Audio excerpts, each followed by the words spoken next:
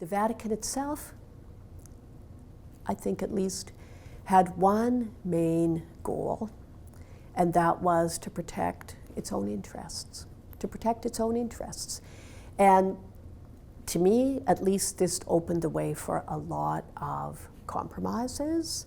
Not only silence, people often say like, well, you know, the churches were silent. You know, that's part of the problem.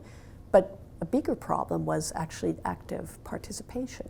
You know, in the case of the Vatican, we know that the rat line that escaped many, that helped many Nazis escape from Europe, it did include connections in the Vatican, if not with the Pope himself, very close to it.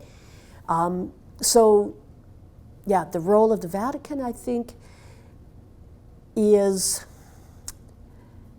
on the whole, the Vatican tended to be quite sympathetic toward Nazi Germany.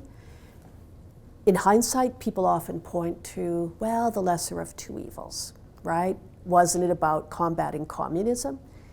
But to me, that argument is not adequate because we know for 2 years Hitler and Stalin had a pact.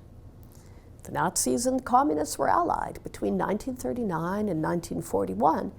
Precisely during the time of the invasion of Poland, the Vatican could easily have spoken out at the same time against Nazism and communism, did not choose to do so. So I think, in that sense, the Vatican operated like other secular states, looking out for its own security and interests rather than thinking about maybe what people want to see church leaders thinking about, which is issues of right and wrong, morality, and so on.